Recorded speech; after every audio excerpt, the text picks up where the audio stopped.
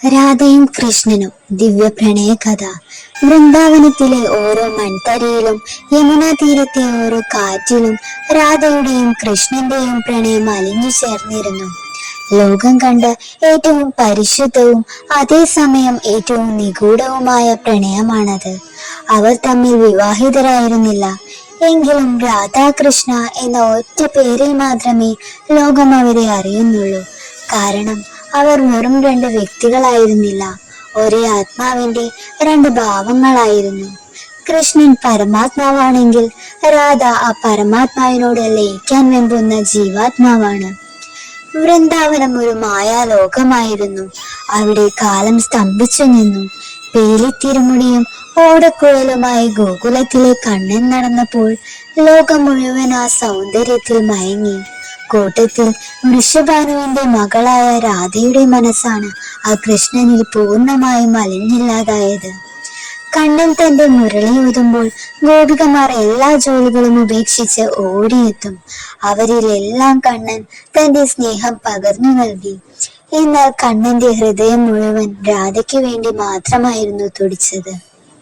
അവരുടെ സ്നേഹം ലോകത്തെ എല്ലാ ബന്ധങ്ങൾക്കും അതീതമായിരുന്നു. കണ്ണൻ രാധയ്ക്ക് വേണ്ടി മാത്രമാണ് മുരളി ഊതിയത്. രാധ കൃഷ്ണനു വേണ്ടി മാത്രമാണ് ജീവിച്ചത്. പക്ഷെ കാലം മാറി. തന്റെ ദൗത്യം പൂർത്തിയാക്കാൻ കൃഷ്ണന് വൃന്ദാവനം വിട്ട് മധുരയിലേക്ക് പോകേണ്ടി വന്നു. ആ വേർപാടിന്റെ വിയോഗത്തിന്റെ വേദനയായി രാധയുടെ ഹൃദയത്തിൽ മുറിവേൽപ്പിച്ചു. പോകുമ്പോൾ കൃഷ്ണൻ തന്റെ പ്രിയപ്പെട്ട ഓടക്കുഴൽ രാധയ്ക്ക് സമ്മാനിച്ചു.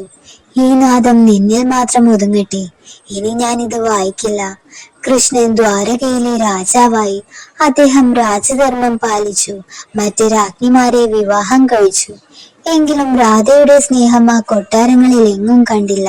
രാധയാകട്ടെ വൃന്ദാവനത്തിൽ കൃഷ്ണന്റെ ഓർമ്മകളിൽ ജീവിച്ചു.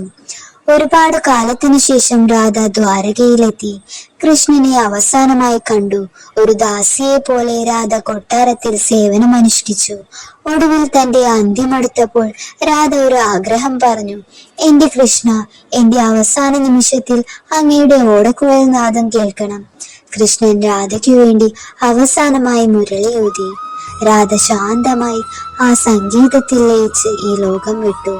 അന്നു മുതൽ കൃഷ്ണൻ ആ ഓടക്കുഴൽ തകർത്തെറിഞ്ഞു. പിന്നീട് ഒരിക്കലും അദ്ദേഹം മുരളി ഊതിയിട്ടില്ല.